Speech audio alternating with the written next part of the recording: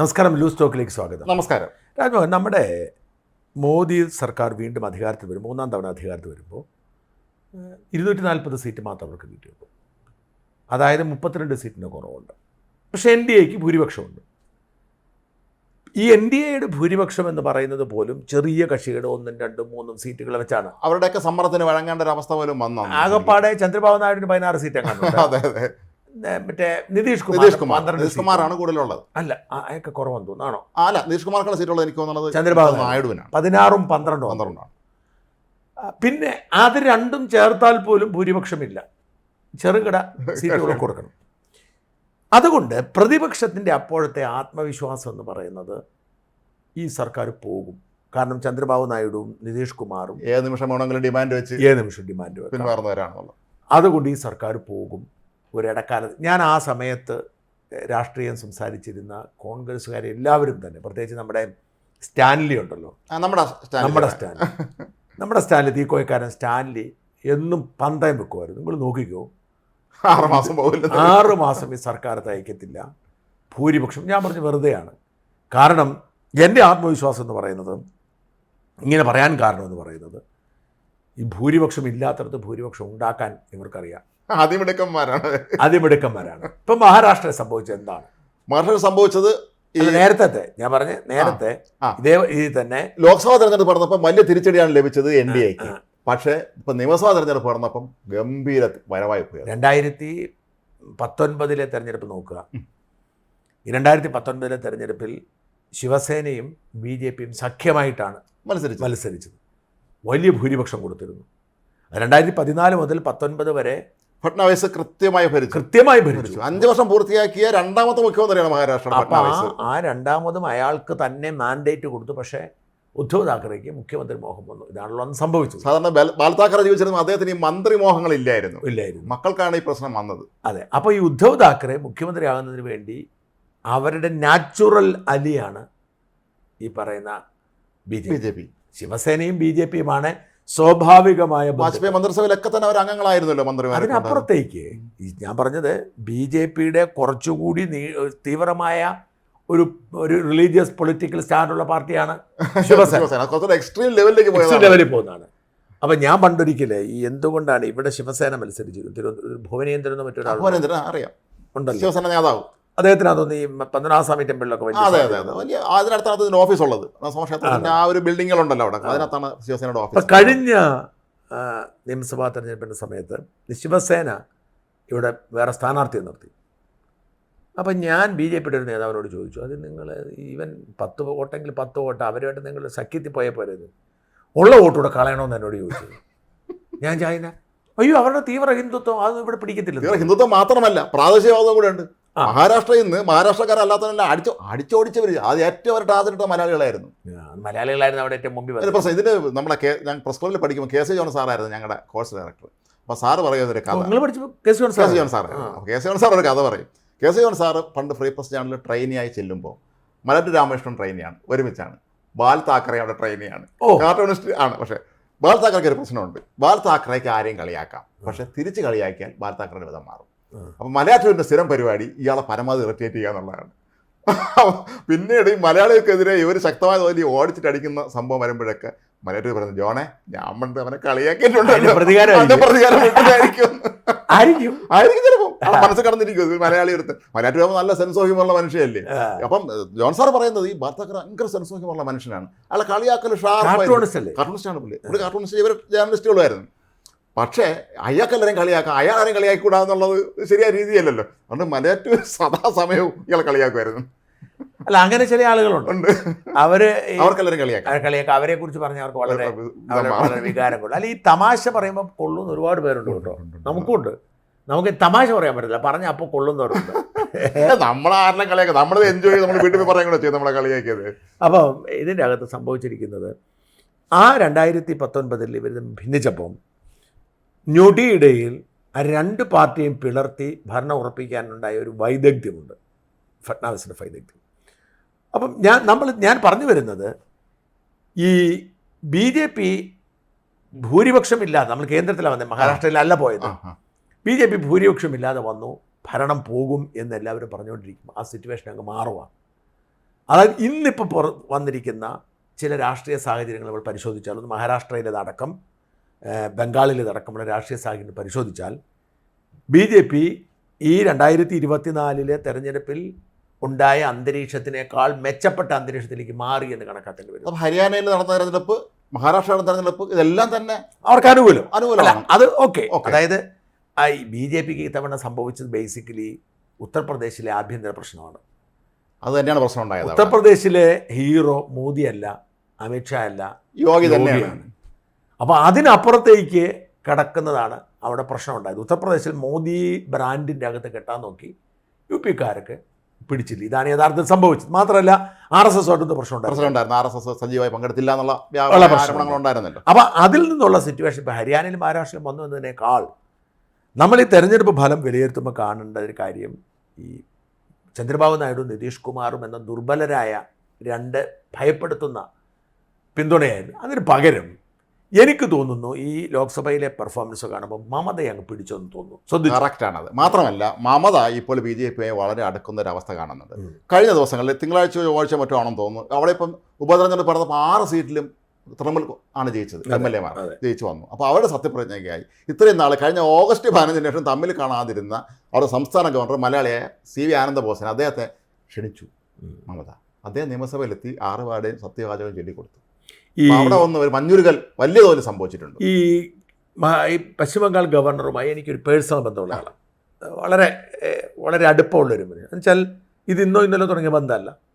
അദ്ദേഹം പണ്ട് കോട്ടയം കളക്ടറായിരുന്ന ആൾ, അറിയാമല്ലോ. അറിയാം.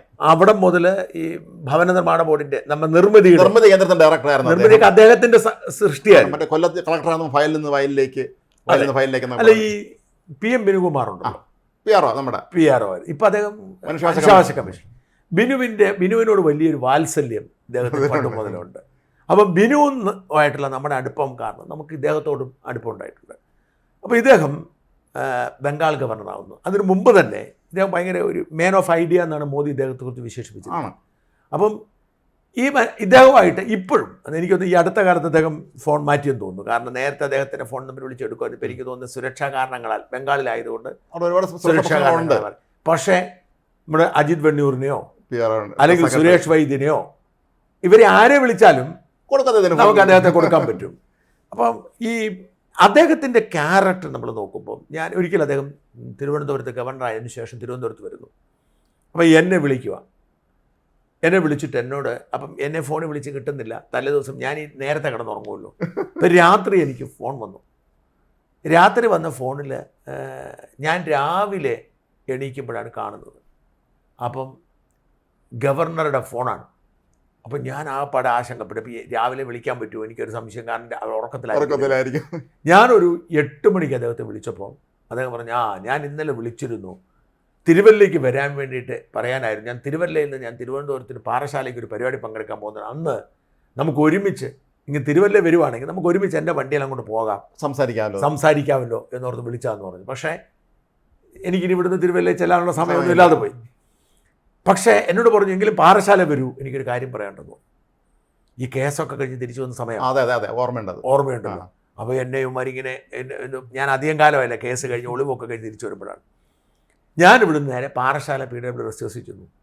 ഈ PW റെസ്റ്റ് ഹൗസിൽ ചെല്ലുമ്പോണ്ടാകുന്ന കാര്യം വെച്ചാൽ ഫുള്ള് പോലീസ് പ്രൊട്ടക്ഷൻ, ഫുൾ വരെ നമ്മളെ കയറ്റൂല.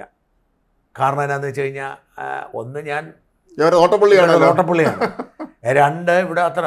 അപ്പം ഞാനവിടെ കയറിച്ചു. അപ്പം എനിക്ക് കാണണമെന്ന് പറഞ്ഞു. അപ്പം അവിടുത്തെ പോലീസ് ഓഫീസർമാർ, DYSP അവരൊക്കെ വന്നിട്ട് പറഞ്ഞു, അത് എങ്ങനെ പാസ്സുണ്ടോ, കാണാൻ അനുമതിയുണ്ടോ. ഞാനപ്പം വിളിച്ചു. ഞാൻ വിളിച്ചപ്പോഴത്തേക്കും സുരേഷ് വൈദ്യനെയാന്ന് തോന്നുന്നു ഇറക്കി വിട്ടു. സുരേഷ് വൈദ്യന് തിരിച്ചു വന്നിട്ട് എന്നെ കൂട്ടിക്കൊണ്ട് പോയി. അതല്ല, ആ മുറിയുടെ വെളിയിലേക്ക് ഇദ്ദേഹം ഇറങ്ങി വന്നു. അതാണ് ഒരു മര്യാദ. എന്നിട്ട് ഇവരുടെ മുമ്പിൽ വെച്ച് എൻ്റെ തോളെ കൈയിട്ട് ഇദ്ദേഹം അകത്തോട്ട് കയറ്റിക്കൊണ്ടുപോയി. മറക്കാൻ പറ്റത്തില്ല ഈ പോലീസുകാരുടെയൊക്കെ അവസ്ഥയെ. അദ്ദേഹമേ വളരെ സിവിൽ സർവീസ് ഇരുന്ന ഉദ്യോഗസ്ഥനാണ്. അതാണ് അദ്ദേഹം ഒരുപാട് പദവി ഇരുന്ന ഈ പോലീസുകാരെ പോലെ അല്ലല്ലോ. അപ്പം എനിക്ക് തോന്നുന്നത് 2 വർഷം മുമ്പ് ഈ CV ആനന്ദബോസിനെ ബംഗാൾ ഗവർണറായി നിയോഗിക്കാനുള്ള പ്രധാനപ്പെട്ട കാരണം 2024 തെരഞ്ഞെടുപ്പിൽ ഭൂരിപക്ഷം കിട്ടിയില്ലെങ്കിൽ, അപ്പോൾ ഒരു കാര്യം പ്രത്യേകം ശ്രദ്ധിക്കണം, ബംഗാളും ഒഡീഷയുമായിരുന്നു BJPയുടെ ടാർഗറ്റഡ് ആയിട്ടുള്ള ബംഗാൾ ഒഡീഷയുടെ മെയിൻ ടാർഗറ്റ്. ഇപ്പം തെലുങ്കാനയും ആന്ധ്രയും ഒക്കെ ആന്ധ്ര അവർക്ക് സഖ്യമാണ്. അവർ വളരെ പ്രത്യേകതരം സ്ട്രാറ്റജി പണങ്ങി പോവുകയും ചെയ്തിരുന്നു, പിന്നെ വീണ്ടും തിരിച്ചു പ്രത്യേകതരം സ്ട്രാറ്റജിയാണല്ലോ BJPയുടേത്.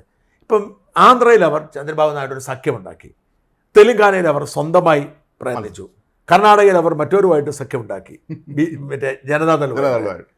അതേസമയം ഒഡീഷയിലും ബംഗാളിലും അവരെ ടാർഗറ്റ് ചെയ്തു. ഒഡീഷയിൽ അവരുടെ പാർട്ട്ണറായിരുന്ന ബിജു ജനതാദളിനെ അവർ ടാർഗറ്റ് ചെയ്ത് അടിച്ചു തീർത്തു. നേരത്തെ അവരെ സബ്സിഡിയറി ആയിരുന്നാണ് അവർ, പിന്നെയാണ് അവരവിടെ കയറിയത്. അപ്പം അവർക്ക് അവരാ ബിജു ജനതാദളിനോട് ചേർന്ന് നിന്നുകൊണ്ട് ബംഗാളിൽ വലിയ സ്വാധീനം ഉണ്ടാക്കിയിട്ട് അവരെ ചവിട്ടിയിട്ട് അവർ അതുപോലെ അവർ കഴിഞ്ഞ തവണ ഏറ്റവും കൂടുതൽ ടാർഗറ്റ് ചെയ്ത് പ്രവർത്തിച്ചത് ബംഗാളാണ്. പ്രധാനമന്ത്രി എത്രയോ തവണ അവിടെ പ്രസംഗിക്കാൻ വേണ്ടി പ്രധാനമന്ത്രി പോയി, അമിത്ഷായെ അവിടെ ഇറക്കി പോലുമില്ല.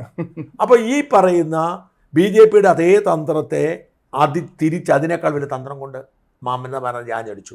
അപ്പോൾ ഈ പ്രതിപക്ഷത്തുള്ളവരൊക്കെ കരുതി മോദിയുടെ ഏറ്റവും വലിയ ശത്രുവാണ് മമതാ ബാനർജി. പക്ഷെ മമതയ്ക്ക് ബംഗാളിൻ്റെ താല്പര്യത്തിനപ്പുറത്തേക്ക് വേറെ താല്പര്യങ്ങളില്ല.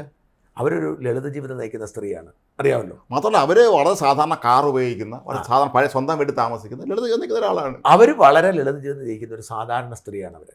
അപ്പോൾ ഇവർ പക്ഷേ ഈ ഗുണ്ടകളെ കൂടെ ചേർത്തിരിക്കുന്നതാണ് ഇവരുടെ ഒരു കുഴപ്പമുള്ളത്. പഴയ CPM കാരാണ്. അപ്പം ഇവരെന്ത് ചെയ്തു കഴിഞ്ഞാൽ ഈ അഥവാ 2020 ഇവർക്ക് പക്ഷേ BJPയുടെ ഇൻ്റലിജൻസ് ഭയങ്കര സംവിധാനമാണ്. ഇവർക്ക് കൃത്യമായിട്ട് അറിയാമായിരുന്നിരിക്കണം മമത തന്നെ വരുമെന്ന്. അതുകൊണ്ടുകൂടി കണക്ക് കൂട്ടിയാക്കണം ഈ ആനന്ദ ബോസിനെ കൊണ്ട് നമ്മൾ നിയോഗിച്ചത്. നല്ലൊരു നയതന്ത്രജ്ഞനായ ഭയങ്കര നയതന്ത്രജ്ഞനാണ്. അതേസമയം ആനന്ദ ബോസ് ആദ്യത്തെ ഒരു വർഷം ശ്രദ്ധിക്കണം, ആനന്ദ ബോസ് ആദ്യത്തെ ഒരു വർഷം നല്ല ബന്ധമായിരുന്നു. 2ാം വർഷം ഉടക്കായി. 2ാം വർഷം ഉടക്കാവേണ്ട ആവശ്യമായിരുന്നു. കാരണം മമതയും BJPയും തമ്മിൽ ഉടക്കായി. എങ്ങനെയും മമതയെ തകർക്കാനായിട്ട് BJPയും എങ്ങനെയും അവർക്ക് കടന്നു വരാതിരിക്കാൻ മമതയും. അതിന് തൊട്ട് മുമ്പുണ്ടായിരുന്ന ഗവർണർ ഇപ്പോഴത്തെ ഉപരാഷ്ട്രപതിയായിട്ട് അവർ വന്നുടക്കായിരുന്നു. അപ്പോഴാണ് ഇദ്ദേഹത്തെ പോലെ തന്ത്രജ്ഞൻ അങ്ങോട്ട് കൊണ്ട് ചെന്നത്. പക്ഷേ ഈ ലോക്സഭാ തെരഞ്ഞെടുപ്പ് കഴിഞ്ഞപ്പം അതിനുശേഷം മമതയെ അങ്ങ് ആശ്വസിപ്പിച്ചു. മമതയെ ഉടക്കില്ല, ഇവരും ഉടക്കില്ല. അപ്പം ഇപ്പോൾ നിങ്ങൾ പറഞ്ഞ മാതിരി അവിടെ പോകുന്ന അടക്കമുള്ള ഒരു തന്ത്രം മെനഞ്ഞതോടെ വളരെ അടുപ്പത്തിലായിരിക്കുവാണ് ഈ. മാത്രമല്ല കഴിഞ്ഞ തിങ്കളാഴ്ച ഈ ഇന്ത്യ മുന്നണി ഒരു യോഗം വിളിച്ചിരുന്നു, പാർലമെന്റിൽ സ്വീകരിക്കേണ്ട നടപടികൾ ചർച്ച ചെയ്യാൻ. അവർ പങ്കെടുത്തില്ല. മമത പറഞ്ഞത് എന്താണെന്ന് വെച്ചാൽ, മമതയും നേതാക്കളും പറഞ്ഞത്, ഈ അദാനിയുടെ പേര് ദിവസം സഭ മുടക്കാൻ ഞങ്ങൾ അനുവദിക്കില്ല, പാർലമെന്റ് മുടക്കാൻ. ദിവസം അദാനി വിഷയം ഉന്നയിക്കുന്നു, സഭ പിരിയുന്നു. ഞങ്ങളുടെ ബംഗാളിൻ്റെ ഒരുപാട് പ്രശ്നങ്ങൾ ഞങ്ങൾക്ക് സഭയിൽ അവതരിപ്പിച്ച് ഞങ്ങൾക്ക് നേടിയെടുക്കാനുണ്ട്. ഒന്ന്, മണിപ്പൂർ വിഷയം ചർച്ച ചെയ്തിട്ടില്ല, സംഭാൽ വിഷയം ചർച്ച ചെയ്തിട്ടില്ല. ഇങ്ങനെയുള്ള ഒരുപാട് കത്തുന്ന ഇഷ്യൂസ് നമ്മുടെ നാട്ടിൽ ഉള്ളപ്പോൾ സഭ ബഹിഷ്കരിക്കുന്ന അതിനല്ല ജനങ്ങൾ ഇങ്ങോട്ട് തിരഞ്ഞെടുത്ത് അയച്ചത് നമ്മളെ വിഷയങ്ങൾ അവതരിപ്പിക്കാനാണ് ഞങ്ങൾ MP ഇങ്ങോട്ട് അയച്ചത്. അതുകൊണ്ട് ഇനി ബഹിഷ്കരിച്ചാൽ ഞങ്ങൾ ഇറങ്ങി പോകില്ല എന്ന് പറഞ്ഞു. അല്ല, അതൊരു ഘടകം. പിന്നെ രണ്ടാമത് ഇവർ അദാനി വിഷയത്തിൽ തന്നെ, അതായത് ഞാൻ പറഞ്ഞ പ്രതിപക്ഷം കോൺഗ്രസിൻ്റെ ഒരു പാപ്പരത്തം എന്താണെന്ന് വെച്ചാൽ, ഞാൻ പറഞ്ഞ ഈ കോൺഗ്രസ് വളരെ ശക്തമായി കയറി വരുന്നു, പ്രതിപക്ഷമാണെങ്കിലും രാഹുൽ ഗാന്ധി തന്നെയാണോ സബ്ജക്റ്റ് തിരഞ്ഞെടുക്കുന്നതെന്നൊരു സംശയമുണ്ട്. ഇല്ലേ, പണ്ട് ഗുലാം നബി ആസാദ് അങ്ങനെ ഒരു വിഷയം ഉയർത്തിയിരുന്നു. ആസാദ് പറഞ്ഞിരുന്നു, കോൺഗ്രസ് UPA പാസ്സാക്കിയ ഒരു നിയമം കളഞ്ഞു. അത് മൻമോഹൻ സിംഗിന്റെ മുന്നിൽ വെച്ച് നോക്കിക്കൊണ്ടിരിക്കുമ്പോൾ അല്ല, അതൊരു ശരിയാണ്. ഇത് തന്നെയാണ് തോന്നുന്നത്. എനിക്കൊന്ന് ഈ അദാനിയോടുള്ള രാഹുലിന്റെ ശത്രുത അത് വലിയൊരു സംഭവമായിട്ട് രാഹുൽ ഗാന്ധി ആരോ ബോധ്യപ്പെടുത്തി കൊടുത്തിട്ടുണ്ട്. യഥാർത്ഥത്തിൽ അദാനി ചിലപ്പോൾ ഈ പറയുന്ന മാതിരി മോദിയുടെ സുഹൃത്തായിരിക്കാം. മോദിയും അദാനിയും തമ്മിൽ സാമ്പത്തിക ഇടപാട് കാണാം, BJPയും അദാനിയും തമ്മിൽ സാമ്പത്തിക ഇടപാട് കാണാം. ഇതൊന്നും നമ്മൾ നിഷേധിക്കുന്നില്ല. പക്ഷേ എക്കാലത്തും വലിയ ബിസിനസ് ടൈക്കൂണുകൾ വളരുന്നത് ഏതെങ്കിലും വലിയ ഭരണാധികാരികളുടെ തണലിലും രാഷ്ട്രീയ തണലിലുമാണ്. എല്ലായിടത്തും അങ്ങനെയാണ്. എല്ലാ കാലത്തും അങ്ങനെയാണ്. അപ്പം രാജ്യത്തിന് വേണ്ടത് എന്താണ്? വലിയ വ്യവസായ സംരംഭങ്ങളാണ്. ഈ വ്യവസായ സംരംഭങ്ങൾ കൊണ്ട് 2 ഗുണങ്ങളുണ്ട്. ഒന്ന്, തൊഴിൽ, എത്രയോ പേർക്ക് തൊഴിൽ, ലക്ഷക്കണക്കിന്. 2, സമ്പദ് വ്യവസ്ഥ. ഞാൻ പറഞ്ഞേ, ഇവിടെ ഈ ബിസിനസ് ഉണ്ടായാൽ മാത്രമല്ലേ വളരുള്ളൂ. അപ്പോൾ ഈ മാത്രമല്ല, ഈ അദാനിയെ ഫോക്കസ് ചെയ്തുകൊണ്ടുള്ള ഒരു വിച്ച് ഹണ്ട് അമേരിക്ക നടത്തുന്നുണ്ട്. ഇപ്പോൾ കേസ് പല കേസും. ആദ്യം ഹിൻഡൻബർഗിൻ്റെ റിപ്പോർട്ട് വന്നു, പിന്നീട് ഇപ്പോൾ അമേരിക്കയിൽ ഒരു മജിസ്ട്രേറ്റ് കോടതി കേസെടുത്തു. ഒരുപക്ഷെ ഇന്ത്യക്കാരത്തെ ഈ മേഖലകളൊക്കെ തന്നെ വളരുക, അവർ വിവിധ രാജ്യങ്ങളിലേക്ക് സ്പ്രെഡ് ചെയ്യാൻ ചെയ്യുമ്പോൾ അമേരിക്ക ഉണ്ടാകുന്ന സ്വാഭാവികമായ ഒരു വിഷയം തന്നെ ഗൗരവമേറിയ. ഞാൻ പറഞ്ഞ അദാനി സത്യസന്ധനാണോ, അദാനി മോദി തമ്മിൽ ബന്ധമില്ലെന്നൊന്നും ഞാൻ പറയുന്നില്ല, ഉണ്ടാവാം. അതവിടെ നിൽക്കുമ്പോഴും ഒരു ഇന്ത്യയിൽ നിന്നൊരു ബിസിനസ് ആഗോളതലത്തിൽ വേരുറപ്പിക്കുമ്പോൾ അതിനെ പ്രോത്സാഹിപ്പിക്കേണ്ട യഥാർത്ഥ മൾട്ടിനാഷണൽ കമ്പനി എന്ന് പറയുന്നത് അദാനിയാണ്. ഇന്ത്യയിൽ ടാറ്റ നമ്മളെ രത്തൻ ടാറ്റ വന്നതിന് ശേഷമാണ് മൾട്ടിനാഷണലിലേക്ക് ഇന്ത്യയിൽ തന്നെ ഒതുങ്ങിയെന്നു. അതെ. അപ്പം മൾട്ടിനാഷണൽ കമ്പനി എന്ന് പറയും. അപ്പോൾ ഈ അദാനിയെ പോലൊരു കമ്പനി ഇപ്പം എല്ലാ രാജ്യങ്ങളിലും ഊർജ്ജ മേഖലയിലെ ഏറ്റവും വലിയ സാന്നിധ്യം, അത് വളരെ ഊർജ്ജം, എയർപോർട്ട്, പോർട്ട്, ഇതെല്ലാം ഒരു ചെയ്യുവാണ്. അപ്പോൾ ഈ മേഖല നിൽക്കുമ്പോൾ അതിനെ സപ്പോർട്ട് ചെയ്ത് വളർത്തേണ്ട ബാധ്യതയാണ് രാജ്യത്തിനുള്ളത്. അതാണ് മോദി ചെയ്യുന്നത്. ലാഭം ഉണ്ടാക്കുന്നുണ്ടെങ്കിൽ ഞാൻ അതിലേക്ക് കിടക്കുന്നില്ല, മോദി എവിടെ കൊണ്ടുപോകുന്നു, ചേർക്കുന്നു. പക്ഷേ ഇത് രാജ്യത്തിൻ്റെ ഒരു കോൺഫിഡൻസ്, നമ്മുടെ സമ്പദ് വ്യവസ്ഥയുടെ കോൺഫിഡൻസ്, ഇതിനെ എന്തോ കാരണത്താൽ രാഹുൽ ഗാന്ധി പല്ലും നഖവും ഉപയോഗിച്ചത്. രാഹുൽ ഗാന്ധിക്ക് തെറ്റായ ഉപദേഷ്ടാക്കളാണ് ഉള്ളതെന്ന് അന്ന് ഗുലാം നബി ആസാദ് ഉൾപ്പെടെ നേതാക്കൾ പാർട്ടി നേരത്ത് പറഞ്ഞിരുന്നു. ഒരുപക്ഷെ എനിക്ക് ആലോചിക്കുന്നത് ഈ പി ചിദംബരത്തേക്ക് പോലുള്ള വളരെ സീനിയർ ആയിട്ടുള്ള എക്സ്പീരിയൻസ് ആയിട്ടുള്ള ആളുകൾ, അപ്പോൾ അവരൊന്നും ഉപദേശത്തെ സ്വീകരിക്കാറില്ലയോ നമ്മൾ സംശയിക്കേണ്ടിയിരിക്കുന്നു. ചിദംബരം പക്ഷേ അഴിമതിക്കാരനാണ്. ആണെങ്കിൽ സംഗതി പ്രായോഗികമായിട്ട് കാര്യങ്ങൾ ചെയ്യാൻ അറിയാം. പക്ഷെ അത്ര പ്രായോഗികമായിട്ടുണ്ടായിട്ട് കാര്യമുണ്ടോ? മൻമോഹൻ സിംഗിന്റെ കാലത്ത് ഈ സർക്കാരിനെ നശിപ്പിച്ച് നാറ്റിക്കൊടുത്ത ഏറ്റവും പ്രധാനപ്പെട്ട ആളാണ് ചിദംബരം. ചിദംബരത്തിൻ്റെ മകന് 131 രാജ്യങ്ങളിലാണ് കമ്പനി തുടങ്ങിയത്.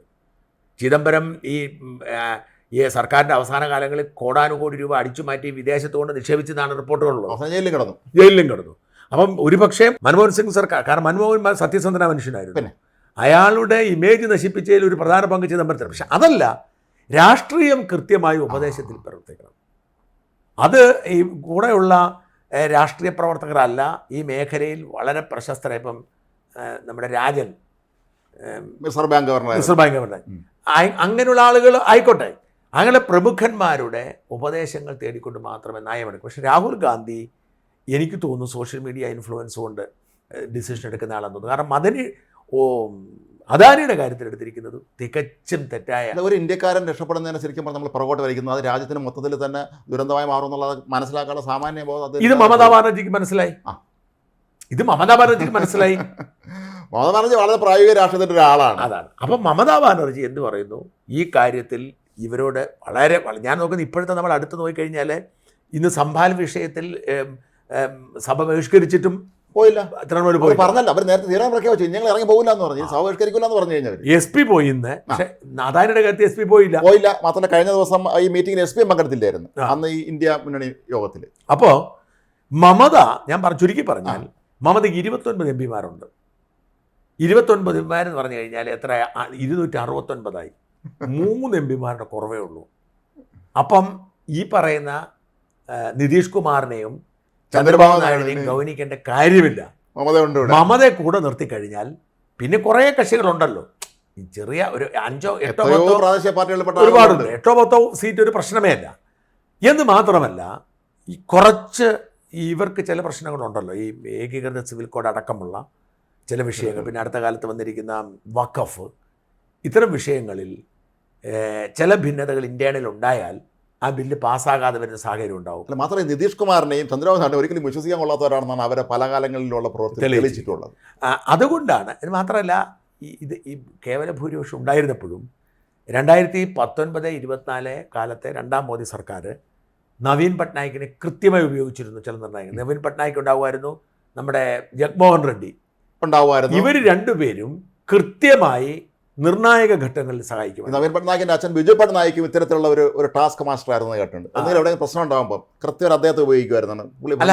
അപ്പോൾ ഈ നവീൻ പട്നായിക്കിനെ ഉപയോഗിച്ചിരുന്നത് പോലെ പുറത്തുനിന്ന് ഉപയോഗിക്കാൻ വേണ്ടിയിട്ട് മമതയെ ഉപയോഗിക്കുകയാണ്. അപ്പോൾ എനിക്ക് തോന്നുന്നു മോദി സർക്കാർ ഈ മമതയുമായിട്ടുള്ള ഒരു ട്രൂസ്, അത് വഴി വെടിനിർത്തൽ വഴി അവർ ഭൂരിപക്ഷം ഉറപ്പിച്ചിരിക്കുന്നു എന്ന് എനിക്ക് തോന്നുന്നു. കാരണം ഒട്ടും ഭയപ്പെടാതെ തന്നെ മുമ്പോട്ട് പോകാൻ പറ്റും. മമതയ്ക്ക് നേരത്തെ BJP മന്ത്രിസഭയിൽ അംഗമായിരുന്ന ഒരു അനുഭവം ഉണ്ടല്ലോ. 2019 വാജ്പേയി മന്ത്രിസഭയിൽ റെയിൽവേ മന്ത്രിയായിരുന്നവർ.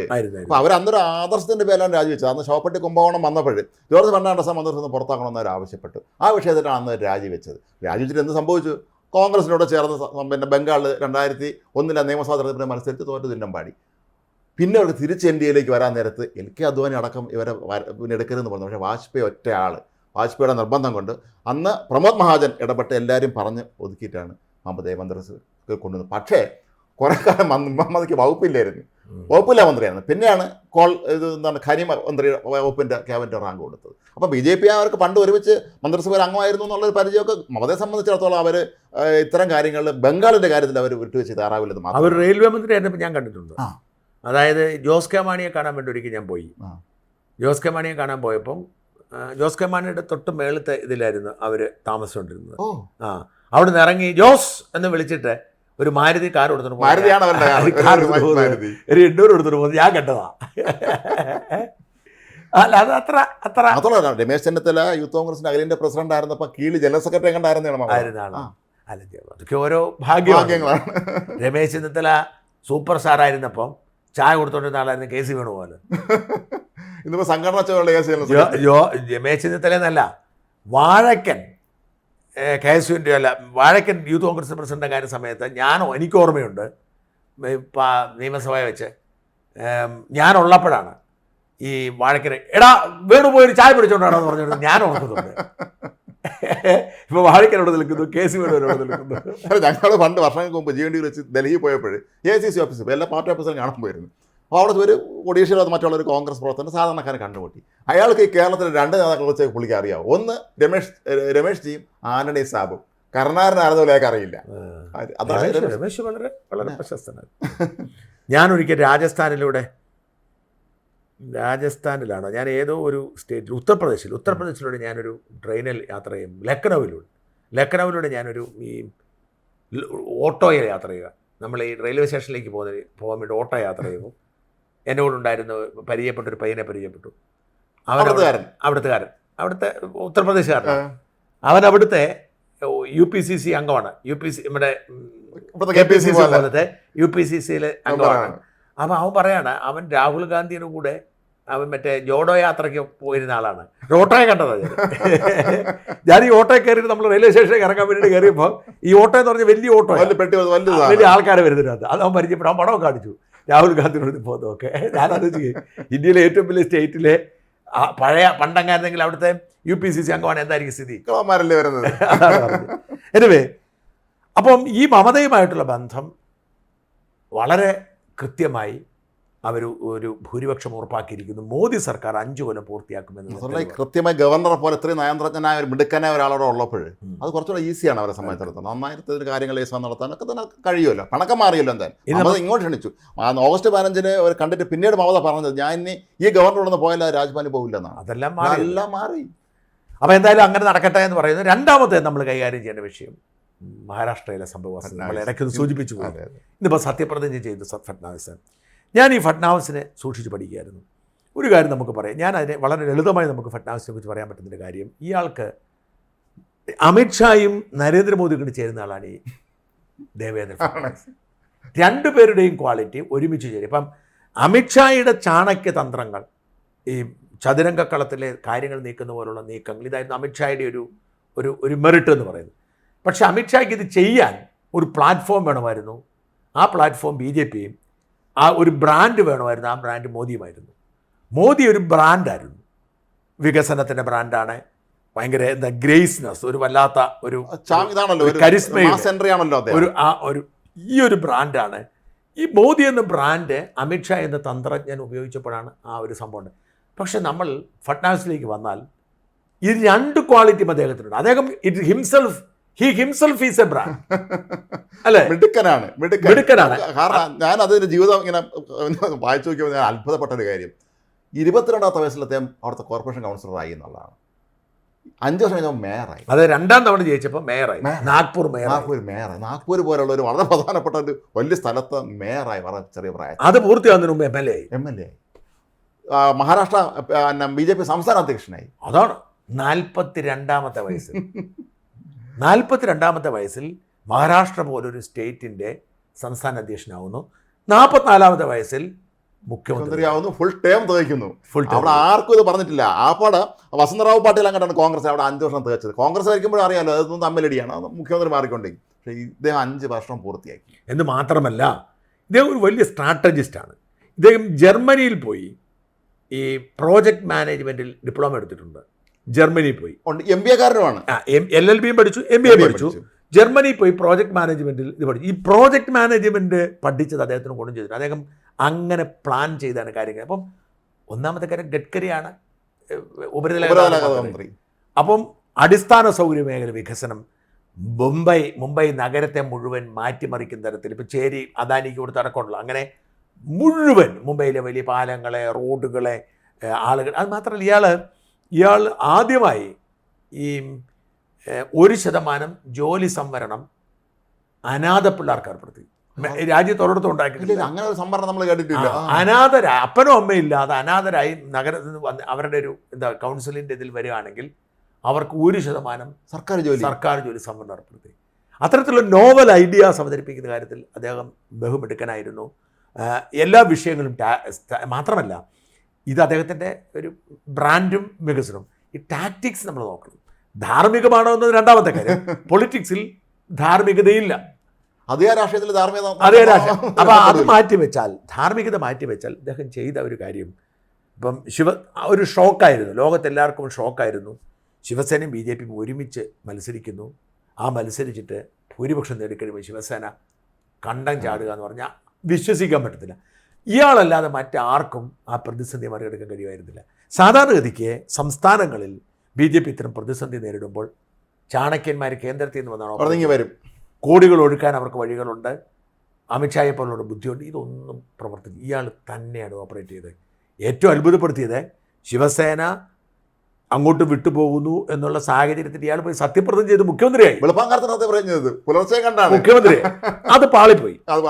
കാരണം 4 ദിവസം കഴിഞ്ഞ് രാജിക്കേണ്ടി 4 ദിവസം കഴിഞ്ഞ് 3 ദിവസം കഴിഞ്ഞു അജിത് പവാർ ഉദ്ദേശിച്ചതുപോലെ ഗ്രിപ്പ് കിട്ടിയില്ല. പക്ഷേ അതൊരു സൂചനയായിരുന്നു. ഭാവിയിലും പിന്നീട് അജിത് പവാറിനെ കിട്ടി, പിന്നീട് ഷിൻഡയെ കിട്ടി, NCP രണ്ടാക്കി, ശിവസേന രണ്ടാക്കി ആക്കി. എന്ന് മാത്രമല്ല, ജനപിന്തുണയുള്ള ശിവസേന താക്കറേടേതാണ് നമ്മളൊക്കെ വിശ്വസിച്ചിരുന്നത്. ജനപിന്തുണയുള്ള NCP പവാറിൻ്റെതാണ് നമ്മളൊക്കെ വിശ്വസിച്ചിരുന്നത്. രണ്ടും തെറ്റാണെന്ന് തെളിയിച്ചില്ലേ? ഞാൻ ഒരു കാരണവശാലും പ്രതീക്ഷിച്ചിരുന്നില്ല ഈ പറയുന്ന ഈ പിളർത്തിക്കൊണ്ടുപോയിരിക്കുന്നവർ ജനപിന്തുണ. പവാറിന്റെ പേരിൽ ഒരുപാട് ആരോപണങ്ങൾ വരുന്ന സാഹചര്യമുണ്ട്. എനിക്ക് തോന്നുന്നത് ഇത് BJPക്കുള്ള വോട്ടാണ്. അജിത് പവാറിനോ അല്ലെങ്കിൽ ഷിൻഡേക്കോ ഉള്ള വോട്ടല്ല, BJPക്കുള്ള വോട്ടാണ്. അത് ഒരു പക്ഷേ ഈ ഫഡ്നാവിസിനുള്ള വോട്ടാണ്. ആ ഒരു ആത്മവിശ്വാസത്തിൽ തന്നെയാണ് BJP മുഖ്യമന്ത്രി പദവി ആവശ്യപ്പെട്ടതും മുമ്പോട്ട് പോയതും. എന്തിനാ അവർ ബലം പിടിച്ചു എന്ന് എന്നെ അത്ഭുതപ്പെടുത്തുന്നു. ഈ ഷിൻഡെയാണ് ബലം പിടിച്ചത്. MLA കൂടുതലുള്ളത് അവർക്ക് തന്നെയാണല്ലോ, BJP എന്തോരം വ്യത്യാസമുണ്ട്. ഈ ഇയാളുടെ ഇരട്ടിയിൽ കൂടുതൽ വോട്ട് സീറ്റുകൾ ഫഡ്നാവിസിനുണ്ട്. ഷിൻഡെ ഒരു കാര്യം ഓർക്കേണ്ടത്, നേരത്തെ മുഖ്യമന്ത്രിയായിരുന്ന ഫഡ്നാവിസ് ഈ മന്ത്രിസഭയിൽ ഉപമുഖ്യമന്ത്രിയാവാൻ തയ്യാറായിരുന്നു. അതെ, അത് ചിന്തിക്കണ്ടേ? അവർക്ക് സർക്കാരിനെ അട്ടിമറിക്കേണ്ടതുകൊണ്ട് ചെയ്തതാണ്. അപ്പോൾ അല്ലെങ്കിൽ തന്നെ ഇപ്പോൾ ഫഡ്നാവിസ് ആണ് മുഖ്യമന്ത്രി ആവേണ്ടത്. അതിന് തർക്കമൊന്നും വേണ്ട. അത് മാത്രമല്ല, ഷിൻഡെ പുറത്താക്കിയതിന് പവറിനെ കൂടെ നിർത്തിയാന്. അത്രേ ഉള്ളായിരുന്നു. അത്രയ്ക്ക് MLA അവർക്ക് ആവശ്യത്തിനുണ്ട്. എന്ന് മാത്രമല്ല, ഈ ഷിൻഡെയൊക്കെ ബലം പിടിച്ചാൽ ഈ ഷിൻഡെയുടെ ആൾക്കാരെ മുഴുവൻ മറ്റേ ശിവസേന, താക്കറയുടെ ശിവസേന ഇപ്പം എന്തിനും തയ്യാറായി നിൽക്കുക. താക്കറയുടെ ശിവസേന കൂടെ ചേർത്തിട്ട് ഷിൻഡെയുടെ ആൾക്കാരെ മുഴുവൻ അങ്ങോട്ട് ചേർത്തിട്ട് ഒറിജിനൽ ശിവസേന BJP ആക്കാൻ പറ്റും. ഇതിൻ്റെ അകത്തുള്ള മുമ്പ് സൂചിപ്പിച്ചതുപോലെ യഥാർത്ഥത്തിൽ ബന്ധമുണ്ടാവേണ്ടത് ശിവസേനയായിട്ടാണ്. അപ്പം ഇപ്പം താക്കറയുടെ ശിവസേനയും ഷിൻഡെയുടെ ശിവസേനയും ഒരുമിച്ച് ചേർന്നിട്ട് അവർ BJPയെ പിന്തുണച്ചാൽ ഷിൻഡെയുടെ കഥ കഴിഞ്ഞില്ല. മാത്രമല്ല, ഷിൻഡെ ഈ പനിയാണെന്നൊക്കെ പറഞ്ഞ് അദ്ദേഹത്തിൻ്റെ നാട്ടിൻ പുറത്ത് ഗ്രാമത്തിൽ പോയെന്നൊക്കെ പറഞ്ഞു. അവസാനം കുറച്ചേ ഞാൻ പുള്ളി പറഞ്ഞു, ഞാൻ മോദിജിയും അമിത്ഷാജിയും എൻ്റെ സംസാരിച്ചു, അവർ പറഞ്ഞാലും ഞാൻ സമ്മതിച്ചു. അദ്ദേഹത്തിൻ്റെ ഗ്രാമം എനിക്കറിയാവുന്നതാണ്. അദ്ദേഹത്തിൻ്റെ ഗ്രാമം എന്ന് പറയുന്നത് സത്താറ ജില്ലയിലാണ്. സത്താറ ജില്ലയിലെ ഒരു അണക്കെട്ട് കിട്ടിയിട്ടുണ്ട്, വലിയൊരു അണക്കെട്ട്. ഈ അണക്കെട്ടിൻ്റെ ഭാഗമായിട്ട് ഇദ്ദേഹത്തിൻ്റെ ഗ്രാമം അടക്കം ഒരുപാട് സ്ഥലങ്ങൾ മുങ്ങിപ്പോയി. അവിടുന്ന് ആളുകളൊന്നും ഇല്ലാതിരിക്കുകയാണ്. അപ്പോൾ അദ്ദേഹത്തിൻ്റെ അപ്പനും അവിടെ തന്നെ താമസിച്ചിരുന്നു, അപ്പനും അമ്മയും അവിടെ തന്നെ. അവിടെയുള്ള മനുഷ്യർ മുഴുവൻ തൊഴിൽ തേടി ബോംബെക്കും പൂനെക്കും പോകും. പൂനെയാണ് അടുത്തുള്ള സിറ്റി. അപ്പം അങ്ങനെ ഇയാൾ ഓട്ടോറിക്ഷ ഓടിക്കാൻ വേണ്ടിയിട്ട് പൂനെ പോയതാണ്. അങ്ങനെ ഒരു ഓട്ടോറിക്ഷ ഡ്രൈവറായി, ബോംബെയിലേക്ക് താമസം മാറി, ബോംബെയിലെ ഓട്ടോ ഡ്രൈവറായി. ആ ഓട്ടോ ഡ്രൈവർമാരെ സംഘടിപ്പിച്ചു, താക്കറയെ പരിചയപ്പെട്ടു, താക്കറയ്ക്ക് ഇഷ്ടം വന്നു. അങ്ങനെ ഓട്ടോറിക്ഷ തൊഴിലാളികളുടെ യൂണിയൻ നേതാവായി. അങ്ങനെ വളർന്നാണ് അയാൾ മുഖ്യമന്ത്രി വരെ ആയത്, ഈ ഷിൻഡെ. അപ്പോൾ എനിക്കറിയാം, ഞാൻ പറഞ്ഞ എൻ്റെ ചേട്ടനുമായിട്ട് വളരെ അടുപ്പമുള്ള ആളാണ് ഷിൻഡെ. വളരെ എപ്പോഴും അവിടെ എൻ്റെ ചേട്ടൻ്റെ ആശുപത്രി എത്തുകയും അവിടെ ഈ ആയുർവേദ ചികിത്സ തിരുമ്മലൊക്കെ ഏർപ്പാടാക്കുന്ന ചേട്ടൻ്റെ സ്റ്റാഫാണ്. അപ്പം അങ്ങനെ വല്ലാത്ത ഒരു ബന്ധമുണ്ട്. അദ്ദേഹത്തിൻ്റെ ഭാര്യ ഞാൻ കണ്ടിട്ടുണ്ട്, ഈ പറയുന്ന ഈ ആശുപത്രി വരും, ഷിൻഡെയുടെ ഭാര്യ. അപ്പം ഈ പറയുന്ന ഒരു കാര്യം നമ്മൾ ഇതിനകത്ത് മനസ്സിലാക്കേണ്ടത്, ഈ ഫഡ്നാവിസ് ഒറ്റയ്ക്ക് വളരുന്നൊരു മനുഷ്യനാണ്. അപ്പോൾ BJP RSSോടെ ചില ഭിന്നത ഉണ്ടായിരുന്ന കാലത്ത് അദ്ദേഹം വെടിനിർത്തൽ നടത്തി അവരുമായിട്ട് കോംപ്രമൈസ് ചെയ്തു RSSനെ സ്വന്തമായി മാറി. ഇപ്പം വീണ്ടും നാഗ്പൂരുകാരനാണ്. അപ്പോൾ ഉറപ്പായും ഒരു കാര്യം നമുക്ക് പറയാൻ പറ്റും, BJPയുടെ അടുത്ത ഒരു ശ്രേണി ഇപ്പം 54 വയസ്സായിട്ടുള്ളൂ, ഒരുപാട് സമയമുണ്ട് അദ്ദേഹം, ഒരുപാട് കൊല്ലമുണ്ട്. അയാൾക്ക് 20 കൊല്ലം കഴിഞ്ഞ് പ്രധാനമന്ത്രി ആയപ്പോലും മതി. അതിനൊന്നും ആവശ്യമില്ല. വരുന്ന ഒരു 15 കൊല്ലത്തിനകം, ഒരു 10 കൊല്ലത്തിനകം BJPയുടെ മുഖ്യമന്ത്രിയായി പ്രധാനമന്ത്രിയായി ഫട്നാവിസ് വരും. കാരണം ഈ അമിത്ഷായുടെയൊക്കെ ആവേശം കുറഞ്ഞു വരും. അമിത്ഷായുടെ ആ പഴയ തന്ത്രമൊക്കെ അങ്ങോട്ട് വേണ്ട വിലയേശുന്നില്ല. മോദിക്ക് ഇനി ദീർഘകാലം പ്രധാനമന്ത്രി ഇരിക്കാൻ പറ്റില്ല.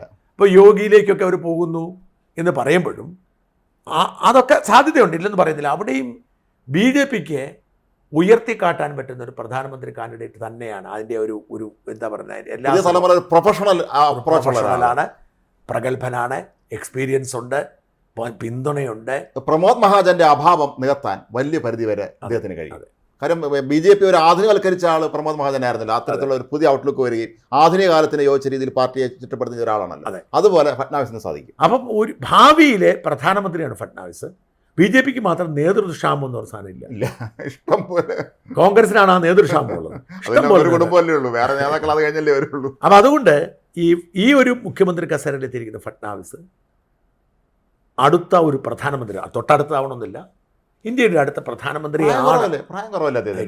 എന്തായാലും BJP മോദി സർക്കാർ 3ാം തവണയും ഭൂരിപക്ഷം ഉറപ്പാക്കിയിരിക്കുന്നു മമതയുമായിട്ടുള്ള നയതന്ത്രത്തിലൂടെ. ഫട്നാവിസ് മുഖ്യമന്ത്രി സത്യപ്രതിജ്ഞ ചെയ്തുകൊണ്ട് ഭാവി ഇന്ത്യയുടെ പ്രധാനമന്ത്രിയാണ് എന്ന് സ്വയം പ്രഖ്യാപിച്ചിരിക്കുന്നതിനുള്ള സാധ്യതയും വളരെ ശക്തമാണ്. നന്ദി, നമസ്കാരം.